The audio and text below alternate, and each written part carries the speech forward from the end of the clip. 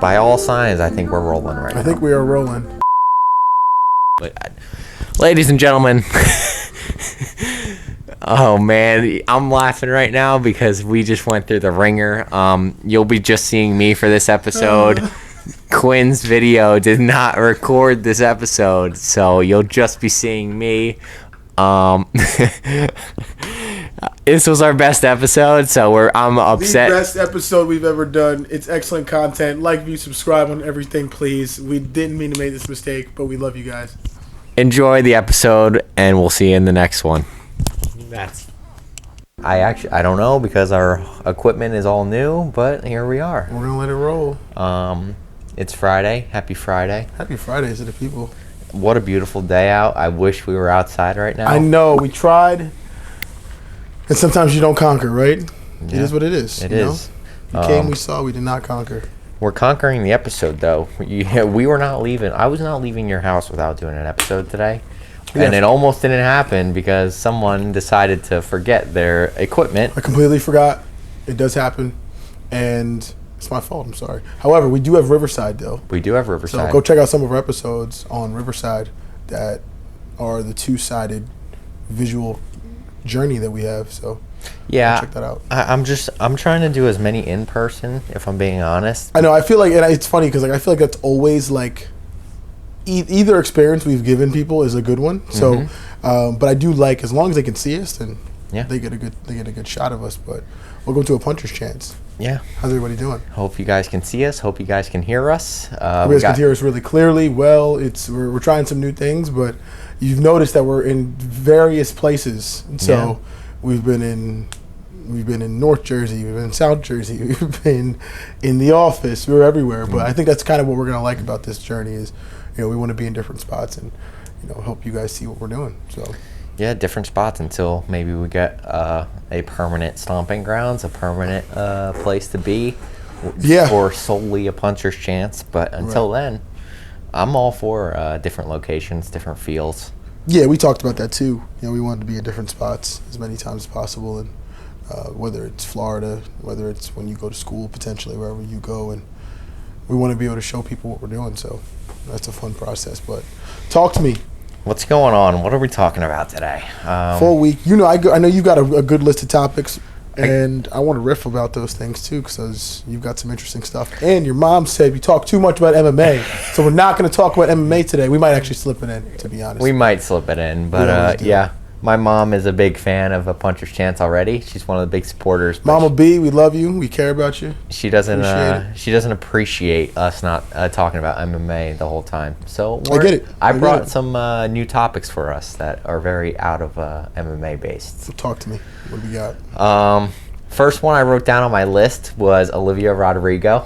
Okay. I think she's going on world tour. I don't follow her enough to know. I don't either. But I know that she just announced a world tour, and I put her on my list because what song was it? I think a few years ago she put out that just took everybody. I think that was her real her breaking point, and I forget the song. Yeah. But even I was bopping to it, and I that's not even my lane of music. That is not your lane. However, she is transcending music in a little bit of different ways. I know she's got problems with Taylor Swift right now, right? Is that something that's Does she have a real problems thing? with Taylor Swift? Apparently there's some beef there. I don't know what the context of that is. I'm personally not a huge Taylor Swift music fan, but I think that she is a genius, and I feel like she's musically has figured out how to manipulate women, and so she's done a really good job of that. I think that's a wild beef if we're gonna have beef. Yeah, that is an interesting beef because the big three in my head when I think about women doing music nowadays and the biggest names. Yeah, who are the biggest women in music? The first two that come to my mind are Taylor Swift and SZA, and then I feel like the third could be up for grabs. You got, who do you have? You have Cardi B, you have Meg the Stallion. You're missing a huge. Am I missing one right now? Nicki Minaj. You're missing the biggest, actually. Who am I missing right now? Music. It's Beyonce. And the Beehive's going to get you. It's all right. The Beehive is probably the biggest hive there is. Cancel me. As of right now. I'd say Taylor's hive is pretty substantial, but they're going to get you. Is Beyonce still doing it right now, though? her tour was supposed to be projected to gross $2 billion. Okay. What did Taylor Swift's do for comparison? I don't know. I would say she's in the 4 to 500 millions. Oh, Yeah, that's a big difference. Yeah, and I wouldn't be surprised if she even made $1 billion. To be honest, I mean, I think Taylor's audience is massive. She stopped lots of traffic on my way up to Secaucus, and I was in traffic for about an hour. So thanks, Taylor. We love you. We care about you. I don't like your music, but I think you're excellent at what you do. And you got a house in Jersey, so shout out to all the people in Jersey. Does she really? She does. Oh, She has a gigantic home in one of the beach towns in Jersey that I will not name because I don't want to put that out there for her. So. Yeah, that's just like the. Oh wait, I might be exposing her if I say this. Didn't someone get caught in LBI recently, and it kind of shut down LBI? It might have been Taylor that was visiting. It probably was. I could see it being her. I would guess she doesn't live in LBI because to get that type of reaction for her just being out in her hometown doesn't seem normal. So I don't think she lives in LBI. I don't know where she does. But someone got caught in LBI and it shut down LBI. It's probably Taylor. But Olivia Rodrigo, I know she just put out a new album. What's it called? Guts? I think so. I didn't listen to it. I think it's Guts. Truth be told. I don't listen to her music either. But I noticed that she's got some women in a chokehold right now. Yeah. And why is everybody so sad? I don't know. I'm a sad guy when it comes to certain music. Like, I'm an R&B head, but like, I try not to listen to sad R&B. Right. Like, nah, that's not true. I listen to some R&B that's like kind of sad, but like not because I'm sad. I think there's a lot of really emo still style music that's coming out where like I think things are pretty good for most people, but I don't know. I don't know her relationships. I feel like she's pretty young. What's she, like 21, 22 or something like Olivia Rodrigo, probably 20. I don't know. I think she's older than me, so I would say 21, 22. Yeah, but she's not like super old to have like these wildly bad experiences, But I think she might be. I've had some bad stuff happen at 21. I was an idiot at 21. I mean, isn't everybody? Yes, if you're taking the risk. Like if you're doing the things that will make you an idiot. Like, but that's what why wouldn't you take the risk? Unless it's putting your life in serious jeopardy, take the risk. Yeah, I feel like it depends on how you, especially for me too, like I was 22, 23 when I was like really stupid, but like you guys wouldn't have known that because like I was doing great stuff in the facility and you guys saw two different sides of where I was, but like that's the funny part of like existing in two lives almost, like you have a work life and then you have a normal life, and just depending on who's around you for both of those sides, you could see like, okay, this is not what it always looks like, or they have a side to them that maybe we will never see. And so I think that there's a term or there's a quote that like you live 3 lives. You live the life that everybody knows, you live the life that like only a few people know, and you live the life that nobody knows. And like it's an interesting concept. What do you think about that? Yeah, no, I think that's absolutely true. I don't know, just from my personal experience, I'm 20 now. I feel like I should probably either start doing more or take more risks, because up until this point I feel like I haven't. In what way though? That's a good question. I don't know, and I don't have the answer. I don't know the answer, but I feel as if I don't think I'm not taking risks. I just think I take risks for things that maybe are less risky than I think they are. Yeah. It's pretty calculated. You want to have calculated risk as opposed to taking the blind opportunity that you're just like, okay, I'm going to go do this and we'll see what the repercussions are. I don't know what's going to happen. Yeah. And so at least in some risk, you kind of have an idea what's going to happen. And you're willing to understand, okay, if 75% of this doesn't work out, the other 25% it does, I'm going to still take the risk. Like, there's still a 25% shot it does. Yeah. And so, but then there's those risks where you're taking 100% of it, and you're like, I have no idea what's going to happen. I'm going into this blind, but that's kind of the fun in it. And so, in a lot of ways, it's cool. Like, even right here with, we're watching the Pat McAfee show as well, and there's, they're talking about Deion Sanders on the ticker, and he just took a major risk. But I think his risk was more calculated, though. He knew who was coming into his program. He had to rip off, 85 new transfers He had to get in a lot of different guys, but he knew that he was bringing in some really high level talent. So that being said, if you brought in talent plus good coaching, there's a term of good coaches and good players win games. Yeah. It's really difficult for it to not happen. So he kind of knew what he was doing, but it could still fail. Yeah. It's still in the process of figuring itself out, so you never know what's going to happen. Yeah, that's the beauty in taking the risk and not knowing what's going to happen. That's where the fun comes in, though, most of the time. Yeah. And the stress. You know what's interesting, too, and I might get killed for this, too. I don't know if I want to say it, but there is an interesting part of race for me that comes into risk-taking. And I talk to people about this sometimes, too, in my community, but it's interesting when I see the majority, I will say, not minorities, but people who are, white people in the scope of where business goes, of life, everything you see, they're more worried about taking the risk than, black businesses.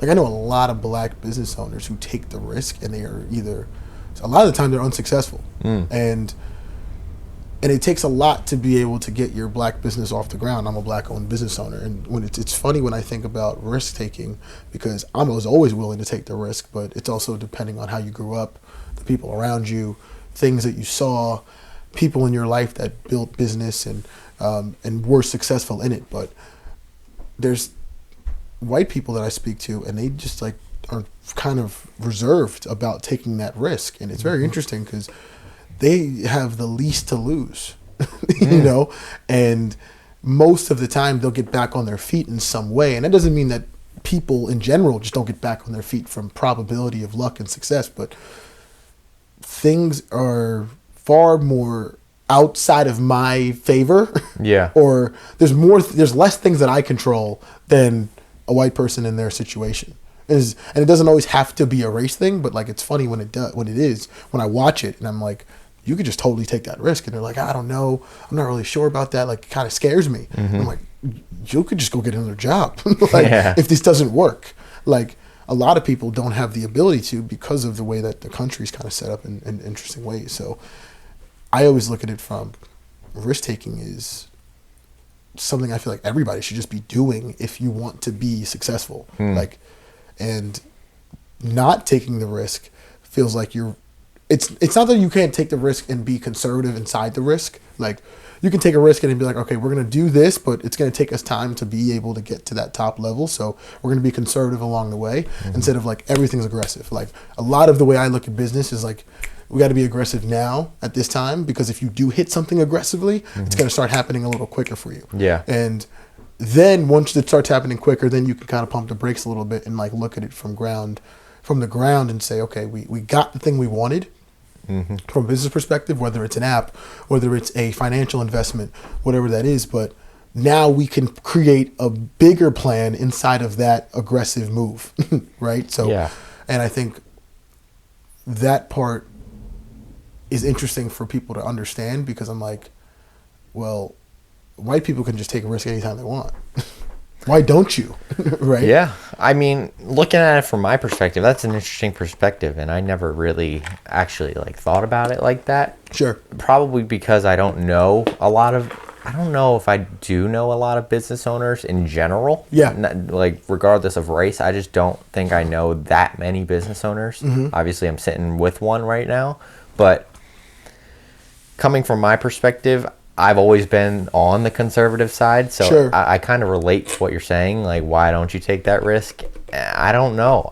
There's just something inside of me that's always been calculated, and the risk obviously is scary. That's part of it, but at the end of the day, usually when the risk is scarier is when you should take the risk. Yeah. I mean, and especially you have to preface a lot of this with I'm not telling dumb people to take risk. You don't tell the dumb person to take the risk. You tell the smart person who's already shown you that they're capable and that they have skills that you can't either teach or that are just incredible intangibles that'll help you get where you want to go. And so if you have all of the skills, like yourself, you've got skills, you've got people around you who recognize you have skills, yeah. and you've shown that you can do something, then yeah, let's go take the risk. Like, Yeah. that's calculated in my estimation, even if you've never done something like it before. So Yeah. like, you know, building the podcast, you know, building a podcast, building a network, building an agency. Like for me, people, whenever I spoke to people about,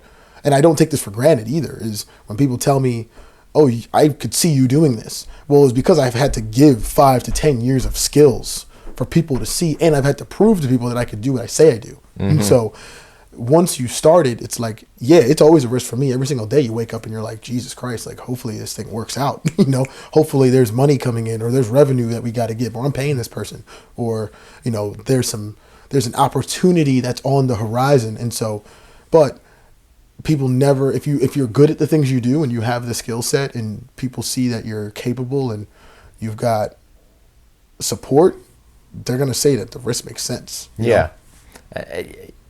There's few points that were interesting that I was thinking about, and at least from what I've seen, people, I don't know how to put this. It seems like people are eager to, I don't know if I would call it hate, but I guess I would call it just disapprove of successful owners that are relatively young. So I've seen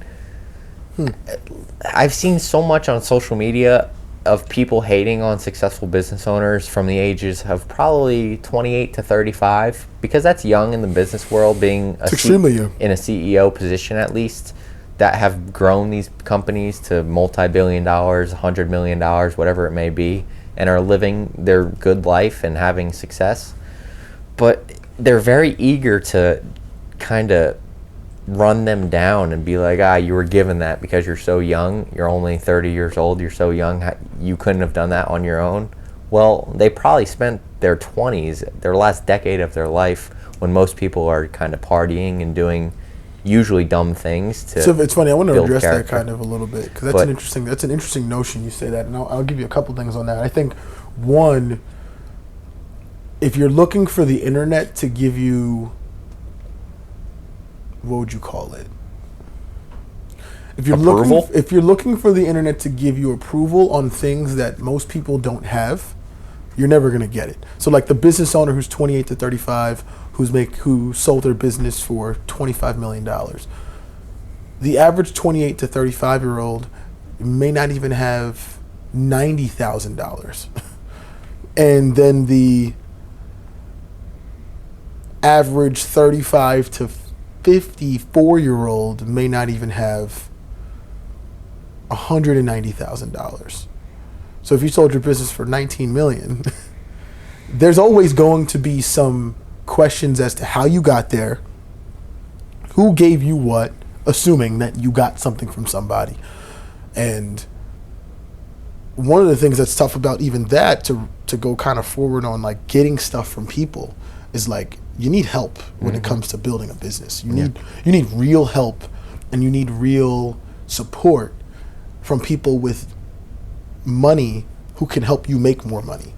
It's just the fact. It's not even like an opinion. That's how it goes. Like, and so outside of people who are, self-made, or they rose from nothing to something, those people knew people who helped them get to where they wanted to go. Yeah. You did not just, you built skills, and skills you can acquire on your own. Like you can make yourself learn to do something. People can public speak a little bit better. People can go out there and hustle and be in the streets, especially if you're doing sales stuff. Like that's where a lot of people start to learn how to build their own business, because you have to sell something. Yeah. You have to offer something. And so once you learn how to do those skills and you hone in on them and you master them, you usually also have to meet somebody who can recognize you have those skills to help you get into a position to then be able to make the money. So when people hate on those people, to your point or your statement on it, is most of those people don't even know what happened to those people to get there. And they don't see the hard work. They don't see the dedication. They don't see the hours. They don't see all that stuff. And I also want to say, you do need to have everybody who's trying to make a lot of money or trying to build something that's like special or at a level that's groundbreaking to a degree, or you want to blaze a trail, you're going to have imbalance And so like being in a relationship, right? Being in a relationship, having a ton of friends, having family, making sure you're staying in shape, building your business, and making sure you're mentally, physically, emotionally, spiritually in a good place. Mm-hmm. You're always going to have imbalance if you're trying to build something that's like special. And so I would even encourage most people to create that boundary in their relationships and in their lives, because it's not going to be simple. No. And if somebody expects you to be able to just do everything that they ask you to do, you're not realistic, right? Yeah. Like if you're trying to, like, my goal is to build a 9-figure company, and it's not only not gonna just happen, it's when it's gonna happen. It's only a matter of when. And so for that process, and that's based off of business plans, that's based off of identifying the market, that's based off of having a blue ocean strategy, like things that are going to help manifest. But also there's a 5-year plan, there's a 10-year plan, there's a 15-year plan, there's a 3-year plan, there's a 1-year plan. Yeah. And so if you hit those goals and you're trying to navigate to those with success and with time on your side, it's just going to be really difficult for you to manage other things. Yeah. Right? And so but at the same time, when you have the time to be able to give to those things, you're there. Right? So I don't love the idea that you can't have a little bit of time for yourself, because there's a lot of people in the world, especially on YouTube, TikTok, Instagram, who will tell you, hey, you have to never go outside. You can't hang out with friends. You also don't need to go out to any bar. You don't need to go out to any club. You don't need to see anybody. Your goal is to get where you are if you don't feel like you're there yet. And that's that's so much imbalance that now you won't be able to fully exist mentally. Yeah. And so be in the moment. Yeah, and you won't be able to be in the moment. You're just always constantly thinking about what's our next thing, when Saturday at 8 o'clock and you've done 80 to 90 hours of work, and depending on who you are, that should be efficient. That should be enough hours. And you can't tell anybody what's enough hours, in their lives to be able to get where they want to go. But the person who's trying to be successful will also have to be efficient. They also have to be able to manage the time and be able to conquer something without it taking so much of their time. Yeah. Right? So when you have 8 o'clock at Saturday night and you've done 65, 70 hours of work, you should be able to enjoy something. Mm-hmm. Why can't you? Right? Why can't you enjoy, hey, I'm going to go watch this football game? They're trying to tell you that you can't watch the football game. They're trying to tell you can't go to that basketball event. You can't go to that baseball game. You can't go to a party with one of your friends. You can't go to a local bar 2 hours, for 2 hours with your friends. You got to go back. You got to keep grinding every single second. And if you keep grinding, it's only going to make you crazier about the goal that may not still happen. Right. It's like, as long as you feel comfortable with the amount of work you put in, and you're still feeling like it's getting you to your goal, depending on how much time you're trying to do it. I think that's why timelines are important. Yeah. If I told you that we wanted to build 100 episodes in the podcast in 3 months, that would be unrealistic. There's not even 100 days in 3 months. Exactly. That would not be realistic. No. We'd have to be doing 2 podcasts a day for the next, 3 to 4 months, which is a lot of days. It's a lot of podcasts, a lot of time, a lot of content. So, but if I told you I wanted to do 100 in the next 7 months, and I wanted to start getting the Patreon going, I wanted to get on OnlyFans, I wanted to get on new shows, I wanted to get more guests on here, I wanted to go to a different place and do it in front of people. That's a plan. You have to have a plan. So as long as it's inside of that year. Now, if I told you that I want to build something, I want to build an $150,000 company in a year, there's possibilities in that if you're doing it the right way, but it's a lot. So you have to be working the 80 hours, because you got to expedite your time. If I told you I wanted to make it in 3 years, well, you could see a path where I could slow things down a little bit. So it all depends on the timeline. So if you're out there and you're trying to learn how to get better at your job, get better at the things you're doing, get efficient, but also work hard. Don't just try to take the shortcut. But when you have time to give to yourself, to give to other people, like, you do it. You have to do it when you're there. Yeah. And that's part of what you were just talking about, being in the moment. So. Yeah, I was thinking about that last night, actually, in the most random spot, too, and I was hoping we would get to it at some point. I didn't know how it would come up, but it came up, just living in the moment and being present where you are. Right. Thursday nights at the gym for me are my long nights. I have kids class and then 2 classes of my own, which is pretty extensive. How do you like teaching kids? I love it, to be honest. It brings out a different side of me that I have never had. There's patience you're learning. There's right? a lot of patience, and there's a lot of breaking down things in a way. It makes my game better because I got to teach these kids the technique that I know, but also the technique that is correct. Because obviously, I'm not going to do every technique with perfect technique. Right. I'm going to do the things that work for my body and get me to a place in a grappling match that works for me. But I have to go back and teach these kids that are very moldable and their brains aren't fully developed how to do things the right way, so that later on they can form their own development and their own body types and feel what's right for them. So it's very good for me. I wouldn't trade it. I love it. I absolutely love it. The kids are great. I mean, I never thought I was one to be a teacher of any sort, like a high school teacher or elementary never appealed to me. But teaching this, like, I can do that. Like, it's enjoyable. Right. But that's solid. So I was warming up for my class. It was the second class of the night, and we were doing our line drills, basic technique movements. And in my head, I was thinking about this podcast today. And yesterday was Thursday, today's Friday. So Thursday night, I was thinking about today, like this moment right now, doing the podcast. I was like, what am I going to talk about tomorrow? What are we going to do? Am I going to bring my microphones? Am I going to bring my camera? What am I going to do?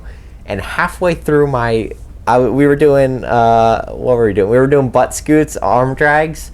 Halfway through that line, I'm like, what am I doing right now? Yeah, like, right. Why am I thinking about doing this when I'm in the middle of a class about to learn something new? Yeah, you weren't present. I was not there. And it snapped into me. I wouldn't call it an epiphany, but I really had a snapshot moment. I was like, what am I doing thinking about that? I can't be thinking about that right now. Yeah. And so it brought me back to life. It brought me back to the moment I was in. And I don't know why that happened to me or why I thought about that, but I'm glad I did because it kind of gave me a new perspective. It's interesting you say that because I was just thinking about that too, in a way where I think relationships now, especially with having our phone in our hand all the time, I think about the lack of present nature of like being in a conversation and we don't miss anybody. No. You don't miss somebody because you have them there, and then when they're there, you don't necessarily even need to be with them.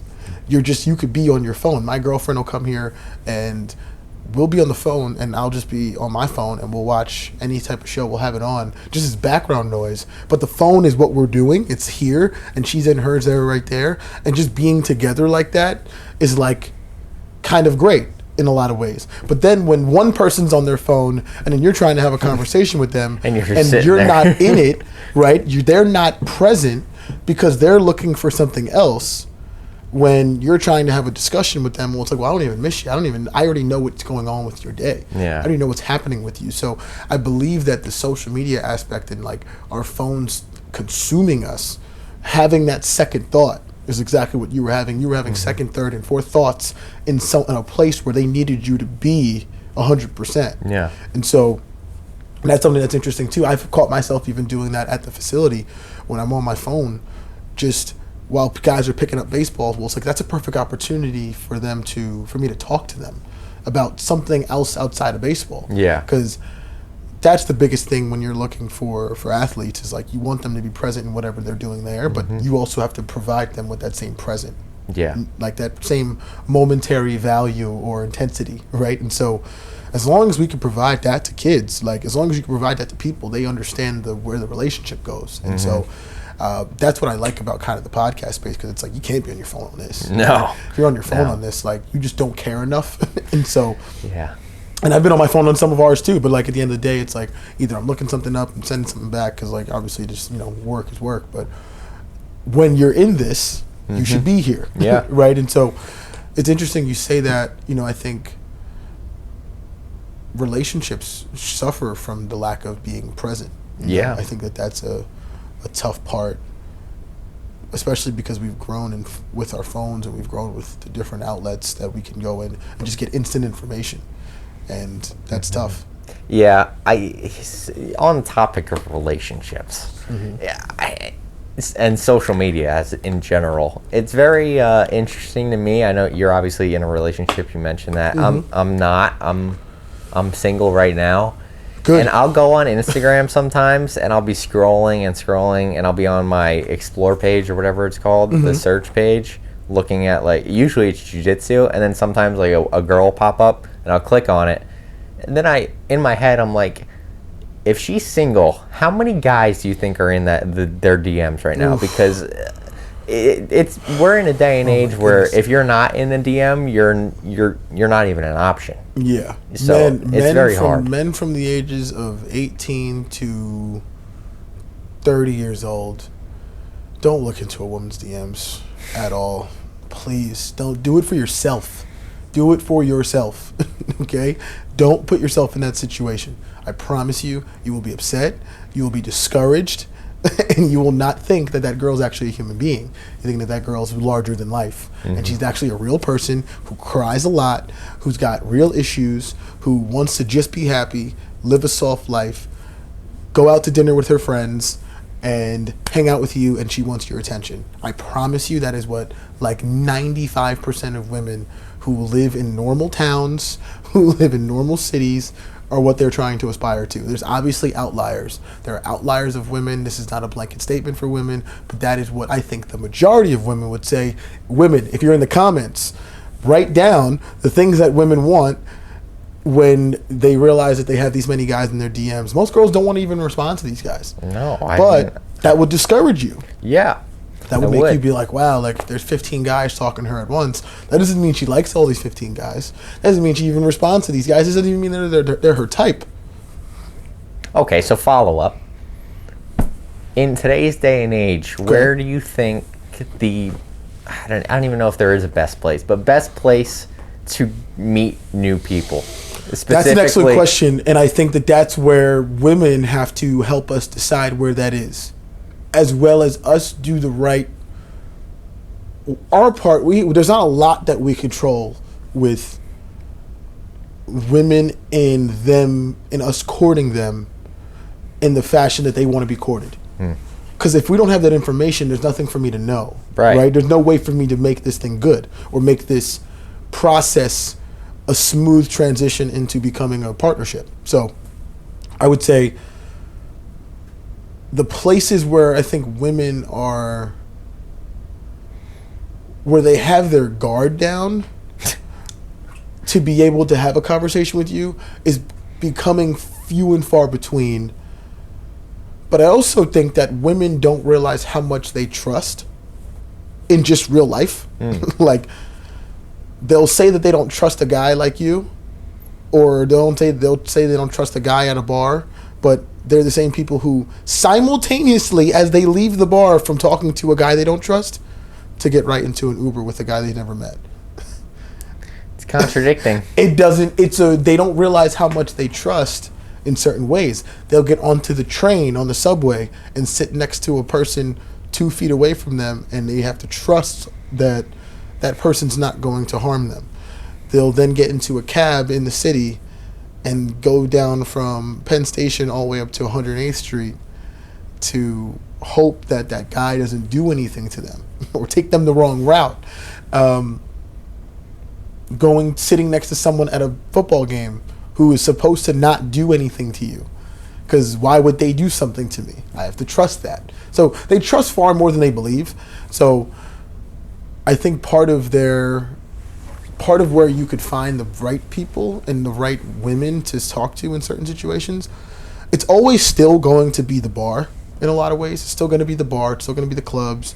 It's still going to be social settings, whether it's a pregame, a postgame, a gathering somewhere of some sorts with some friends and people of like-minded areas and things like that. But how you do it, I think, is more important. And women will say they don't want a weird guy. Well, what is that exactly? What is that? Like, I think we're all weird. Like, everybody's weird about something. Yeah. Everybody's weird about things in life. So how do you explain speaking to a woman or where you're supposed to meet them? I personally think like a Whole Foods or like a Trader Joe's is like I was going to ask that. Like, it's a great spot. I could probably walk into a grocery store and find what I need. Easily. But then everybody's so like head down, like I'm going to get this stuff and I'm getting out. Like, I don't want to talk to anybody, but it's like, well, yes, but then it's like, well, then where are you going to talk to them then? If you don't want to talk to them at the bar, you don't want to talk to them at the club, and now you're not even truly yourself because you're now inebriated. So what exactly am I getting from just speaking to you there? You know, like I'm getting half of you. Yeah. And that's the part that's a little challenging. It's tough. It's a challenge. I'll tell you, it's tough. It is. And I'm still looking. But you're also in the place where like you're not old enough to even get into the bars yet. No. But you will be soon. Yeah, no, I mean, I will be next semester, especially if I'm away. Oof. That'll be You might have to come out where you are in that time. That'll be an interesting new life for me because that's way out of my comfort zone. It's way out of my normalities. Mm-hmm. So that'll be interesting. Kids your age are smarter though. Like kids your age it's like you guys are smarter about stuff that like you shouldn't be that smart about. Smart in like the process of like when I talk to kids your age about going out and doing things, they'll say, I have heard more kids than not say, yeah, like, that sounds good, but, like, you know, I don't really want to spend my money on that. It's like, well, what are you going to spend your money on then? And they're, you know, almost, like, too smart for their own good, in a way. Like, I'm not going to spend the money on something like that. Well, what are you going to spend it on? Yeah, I'm going to put it into some investments, and I'm going to do this. It's like, well, that's great. Like, that's a huge thing, and, like, you're ahead of the curve. But, like, these are parts of, like, the social ladder that you need to climb. Not necessarily every day. Like, I'm not saying that kids need to be at the bar or at the club every single weekend. Like, you don't have to do that. But I do believe that it helps shape some of the human interaction that you need as a person. And I think it should be noted that when you go to these places, you have to learn things that you don't necessarily learn while sitting inside here, right? And they're just different settings, right? If we had, you know, 4 girls here, another 2 or 3 guys, and we had a party and we were hanging out and drinking, like, that's a different situation than you going into a place with like 400 people and like you got to almost fend for yourself, and now you have to figure out like that girl who's next to you here who's known you for 5 years, but the girl that you really like is a girl you've never met before, and you see the way she looks and you're like, wow, like I'm really attracted to this person, like how do I talk to them when you're competing with the other 200-300 guys in there? And so that's the real challenge, and that's where you start to gain the confidence in relationships. It's like, but to your situation, like where have you found yourself finding the most success talking to women that you're attracted to? That's a great question. I don't know. A lot of times it's in some of the most random places that I'll be that like I'm not even looking for it. Yes, you should not be looking for a relationship. It should happen. It should just come right into. It should pause. It should be right in your lap, right? It should fall into your lap, and it should be a good situation where you didn't expect it. It shouldn't be. It shouldn't just be like I'm looking for this person and we found them. It's like you should just be living your life in a way that's good for you. You're balanced. You have fun. You engage with the right people. You take care of yourself, and then you end up in the right places because of that. So, yeah. So, 2 places where it was very unexpected and very out of nowhere, and I didn't actually like try or do anything because it was such an odd place to be. Right. I was at Thrive. Shout out to Thrive. Shout out to Thrive. Great place to be. Point Pleasant and Belmar. They got Point Pleasant multiple and Belmar. locations. That's far. Yeah. Well, for me, Belmar's right down the road, right down 195. Yeah, it's true. But shout out to Thrive. Great place if you're an athlete. Yeah, I was in Thrive the other day, and a girl walked in, and I was like, yeah, that's it for me. It's one for me. Right. But I didn't like follow through because it just felt like not the place to be trying that. Like, you know, we're all there to just do our sports recovery But that's like you guys have something in common. I know. That is exactly what I'm talking about. Because I went to Thrive, and then I was going right up to do our podcast on Monday that we did, I was thinking about it the entire way. I think I said it to you when I Yeah. got in the office. Thinking about it the whole time, up my drive up. I'm like, should I have tried and said something? And then I was fighting myself on it, but yeah, maybe I should have. But Well, I think that that's the part of it that's so tough to kind of to deal with, because you're like, wait, I probably should have done it knowing that we're in these places because we've have something in common, whether it's recovery, whether it's performance training, whether it's physical therapy. We are here for a reason. Mm-hmm. Now, it doesn't mean we're here for the same reason, but that's the thing you wanted to learn, right? It's like, well, why are you here? What's going on? Where are you from? Yeah. Different things like that. And you don't realize we never realize, man, we're so dumb sometimes about who's attracted to us and who's not. Oh, and yeah. we just kind of just go through life and we're like, yeah, I didn't know that girl was attracted to me. It's like, well, she looked at you 5 times and she probably wanted you to ask her for a number, and she might find you just as attractive as she does because she might be going through the same things you're going through mentally. Wow, when's a guy going to talk to me? When's this going to happen? But because we always feel like women are just 15 guys in the DMs, guys are not. That's like the most realistic aspect of it is if you talk to women in the streets, if you talk to women in and it doesn't always mean that every place is like this. Like, it was interesting. I was watching the Fresh and Fit podcast and they got demonetized on YouTube. Yeah, they talk about all this stuff. I objectively think that they are not great guys. I don't know them from anything, Right. But their content I don't necessarily love because I feel like it's a little unrealistic on their expectations of women. And I think it all depends on your demographic. And I think that they're only talking to a small demographic of people. Like in the Northeast, there's, between New York, Boston, Philadelphia, DC, Baltimore, you name it, like in that 6 to 7 cities, there's about 30 to 40% of the country there. Yeah. In this area.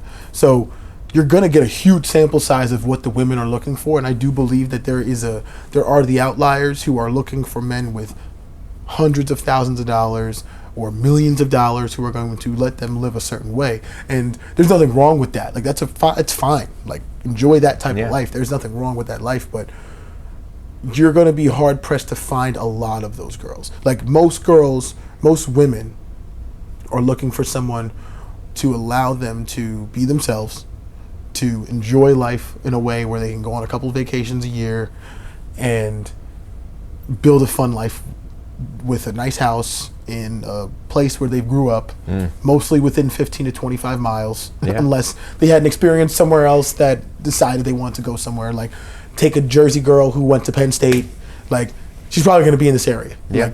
Like, she's probably going to be between New Jersey, PA, Philadelphia, New York, something along those lines. Like they very rarely ever branch off into places where like that girl's gonna move all the way to like Arizona. It's not that it's gonna happen. It can happen, but like you're gotta go off the percentages here. So like if men are going off the percentages of like who they're gonna be meeting, you're probably gonna be successful. Like you could be successful and just find the girl who's like, yeah, I went to school and I studied education and I'm gonna be a teacher and I'm gonna be a 4th grade teacher at the middle school that's like within 20 minutes of my mom's house and I'm gonna live in my town.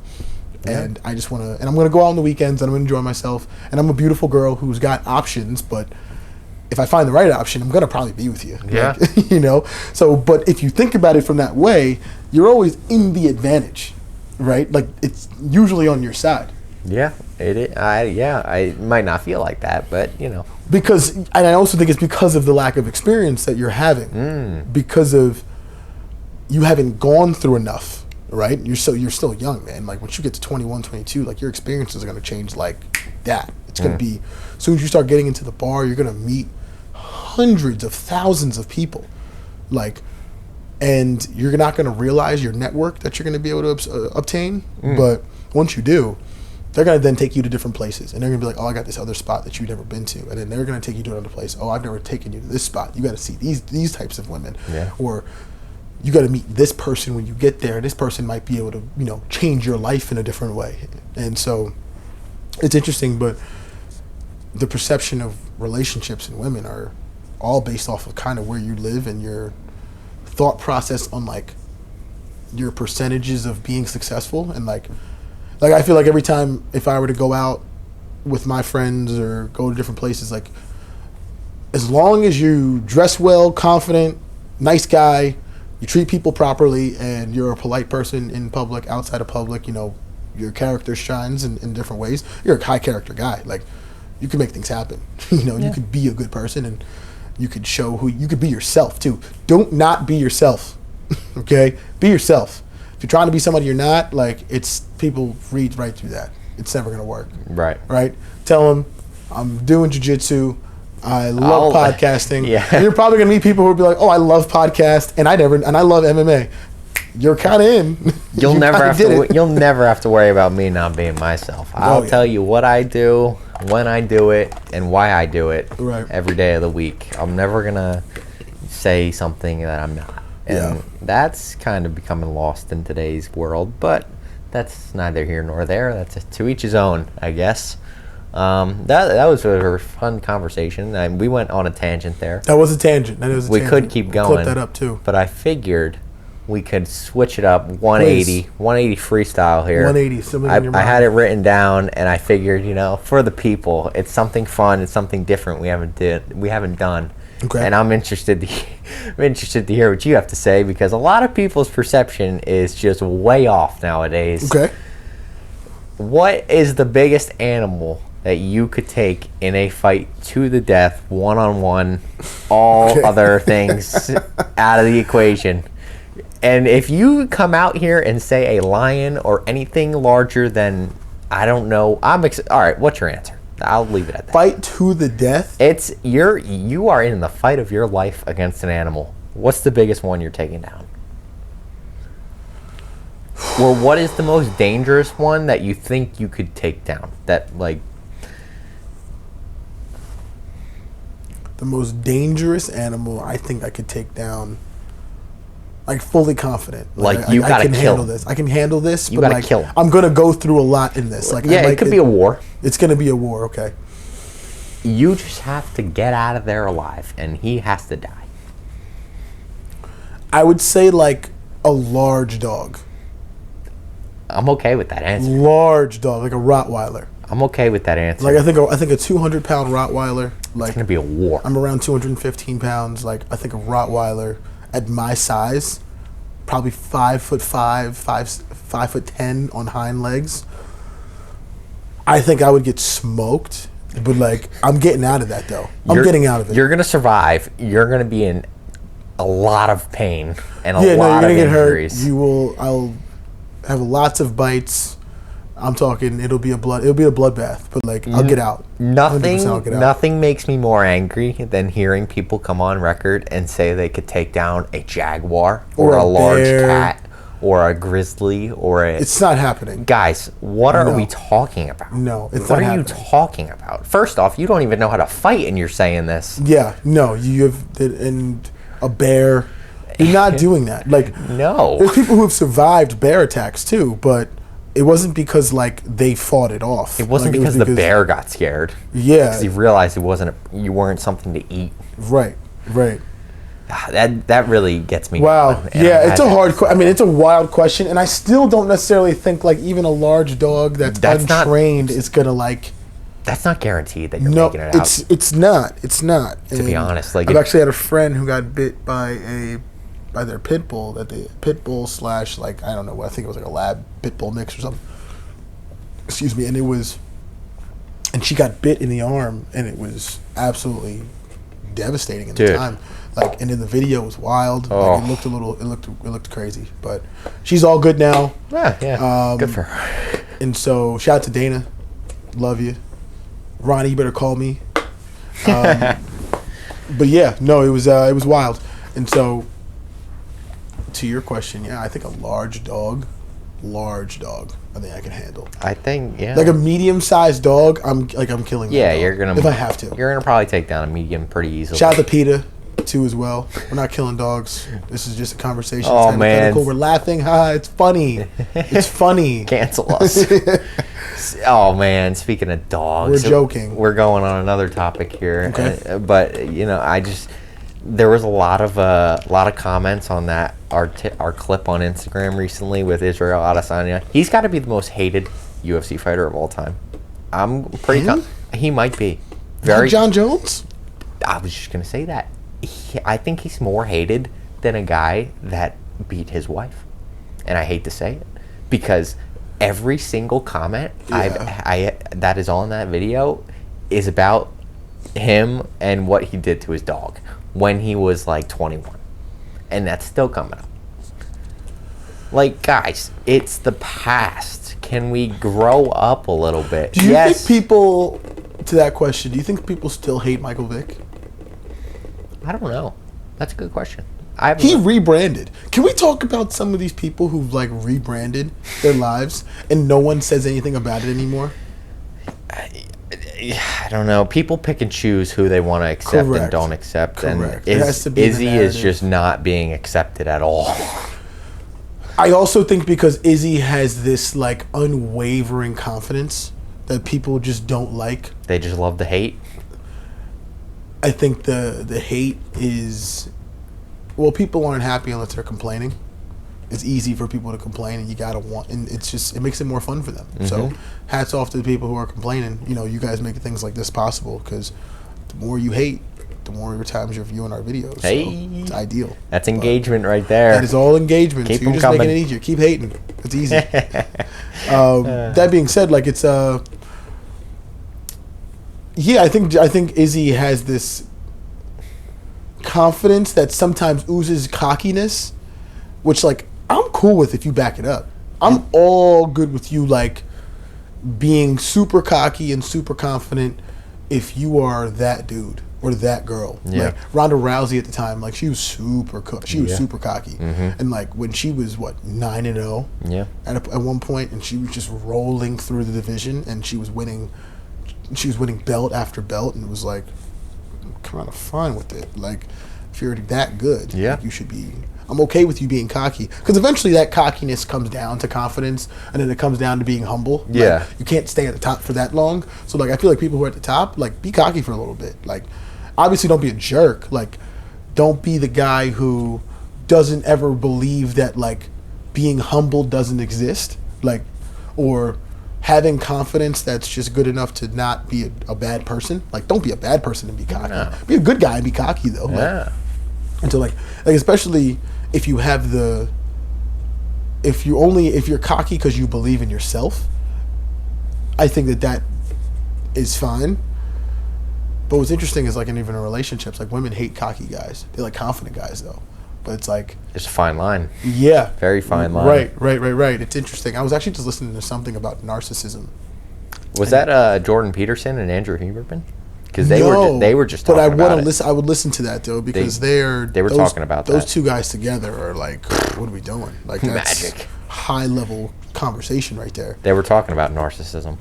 But there was somebody who was talking about narcissism, and it was I think narcissism was the belief in oneself, and the fact that people don't want people to be narcissist is interesting, because if you look at it from the definition of it, it's not a bad thing. No. The belief of oneself, like, I believe in myself every single day. Like, if you don't believe in yourself, like, what are we doing? Like, how are you going to ever be truly successful? You can't just, like, you can mistakenly be successful. Like, you can fall into something that's luck. That would be where luck is for me, from a probability of being around people who are, like, going to help you, but maybe you didn't believe in it yourself. Like, I'm rolling with that. But, like, But it's easier to be prepared, which would make you believe in yourself. So, like, speak to that a little bit. Like, the narcissism part is, like, not a bad thing in most ways.